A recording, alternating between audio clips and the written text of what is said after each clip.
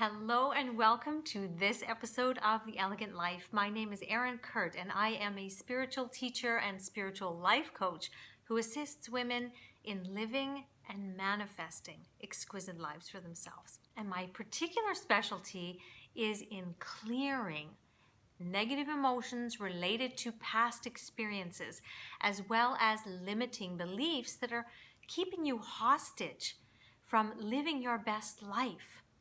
And that's actually what we're really going to talk about today. The topic of today's video is about the behavior of being a victim.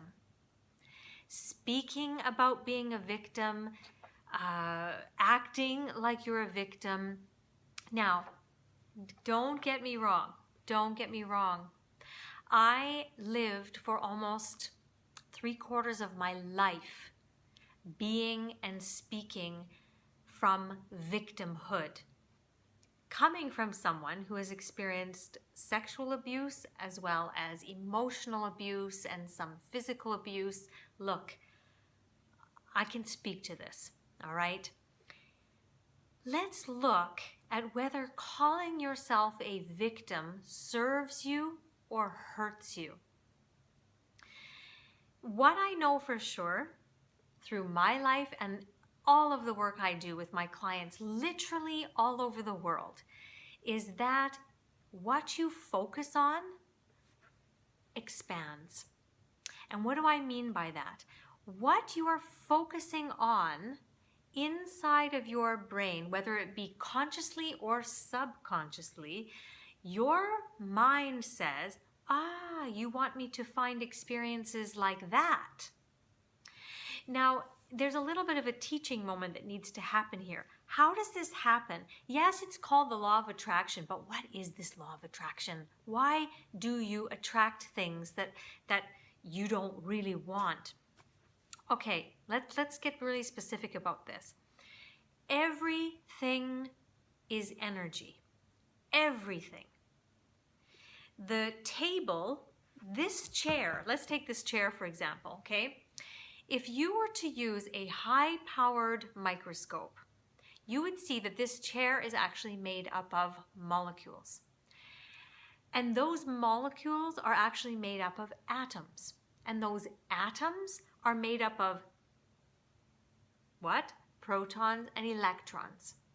And those protons and electrons are made up of quarks. When we break something down, it is back to the essence of energy. Nothingness, but everythingness. I mean, this chair is something, isn't it? We are something, aren't we?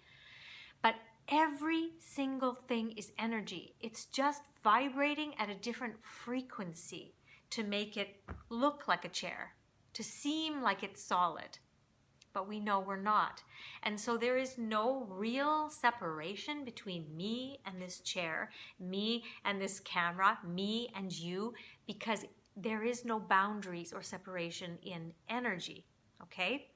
Now, your thoughts are energy. You're thinking things and you've got visual images in your mind, right?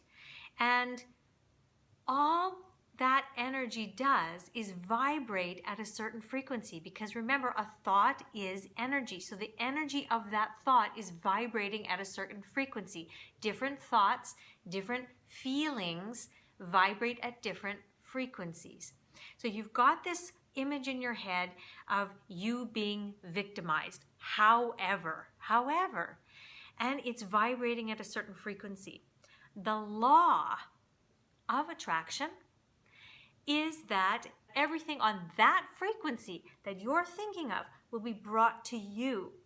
So, if you keep speaking about your story, you are keeping that visual image in your head, which is vibrating at a certain frequency, which is bringing on all sorts of other experiences and situations to keep you there.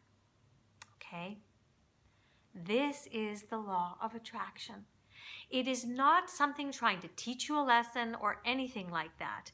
It is not anything other than the law of how this universe works. So, being a victim, as you can see now, knowing this, doesn't serve you. When you talk about it or you constantly think about it. Now you're saying to me, well, Erin, I get it, but it's really hard. What I went through was so traumatic. Okay, I get it because look, I've been through it. I used to bring up the experience of my abuse constantly. And I realized at one point,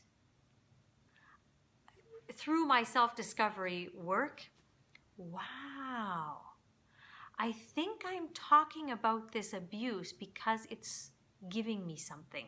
I'm getting a little bit of a payoff.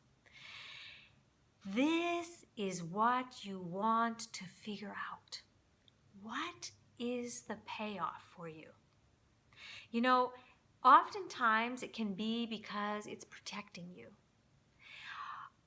You feel safer when you tell people, you know, maybe men, this is what happened to me, so don't screw with me, don't touch me, don't expect too much from me, don't hurt me. So we talk about it so that we protect ourselves. We talk about it so that we can get love. We think about it so that we say, wow, if I think about it enough, if I worry about it enough, it's going to stop it from happening. We know that's not true after what I just taught you, okay? What else can it do? It can make people take care of you. Anything that has happened can have a payoff, or you wouldn't be doing it. You wouldn't be thinking it. You wouldn't be focusing on it. So your job is to figure out first, number one, what is the payoff that you're getting? And this is a big thing to do. I know, but this is your moment of freedom. Admit this. The second thing you want to do after you become aware of this is to start focusing on something different. Focus on something that you enjoy. All right, if we put our focus on things that bring us pleasure and things that bring us joy, and we make that our sole focus, you write your to-do list, and on that to-do list is something that you're going to enjoy that day. Something that's going to give you pleasure. That's your top priority. When you wake up in the morning, that's the first thing you think about. That's the first thing you write down. That's the first thing you commit to. Therefore, those images is basically setting the stage for the rest of your day. Now, one of my clients who I was telling this, she said, well, Erin, how do you keep this going? Because when I'm in the moment, I'm seeing what kind of pleasure or joy I want, and I'm writing it down. And then when I open my eyes, there's that thing again. Fine. It's going to take some time to get that rid of, and I'll tell you what you do with step number 3. But when you prime your brain to start focusing and moving in the direction of joy and pleasure, that starts becoming your default. Your brain must see it enough times that you are consciously choosing to focus on that. And then that's when change happens. All right? So that's step number 2. Step number 3 is this. You have got to give your unconscious mind permission to let go of all that baggage. It will not let go of it. It's trying to keep you safe, right? It's trying to protect you. It's trying to give you love. It's trying to give you whatever it is that payoff is. So you need to consciously give it permission. It will only start clearing it away and not focusing on it if you consciously tell it not to. So here's what I want you to do. This is very powerful. At bedtime, this is step number 3. At bedtime, close your eyes and speak to your unconscious mind. You can create a name for it. What name does your unconscious mind want? Let's just say Stella. Don't know where that came from, but just say, Stella, I give you permission to go into the depths of every memory, belief, experience, time frame, and clear away anything that is keeping me in victimhood about the whatever experience caused the victimhood for you. I give you permission to do that. Is there anything that you need from me? And it might show you symbols. It might show you pictures. A lot of times you might see a heart for love because that's very transmuting. Okay, give it the heart. It speaks in symbols, speaks in pictures. Is there anything else that you need from me? And then give it what it needs.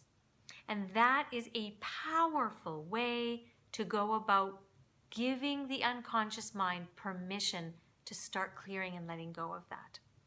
Now, there are other ways that in the Elegant Life I teach you. There is the elegant clearing process that I teach, which is a very hugely profound way of, in the moment when you have that feeling of being down or feeling scared or feeling like a victim, for you to immediately in that moment clear it. And that is called the elegant clearing process. There is also the work that I do personally one-on-one, which is couture coaching. We go specifically into your unconscious mind. We kind of open up the book that's created your story and your beliefs and your driving questions and all of that stuff. And we open it up and we see what's not serving you. All of the negative emotions, all of the limiting beliefs, all of that stuff. And I have a very couture, quantum, energetic way that I clear that from you, so it no longer runs the show. Those are 3 different options. Of course, they come at different time, money, energy investments, and only you can decide what is right for you. I will put the links to all of them below. And on that note, you have the formula, the 3-step formula for gaining freedom from being a victim. What you focus on expands. So let's let what expands, the joy, the pleasure. Let's let that expand. Let's let the words of joy and pleasure be the frequency at which you vibrate. Let me know how you get on with this. Do you have any other ways of raising your frequency, bringing your focus out of victimhood? Have you gotten out of victimhood? Do you have any other techniques you'd love to share? Please share them in the comments below. That would be so good for me to hear and for other ladies as well. All right, on that note, I will see you next week for another topic of cleansing us out. It's spring cleaning time, and we're going to focus this month on cleaning out a lot of different areas of your life. We'll see you next week.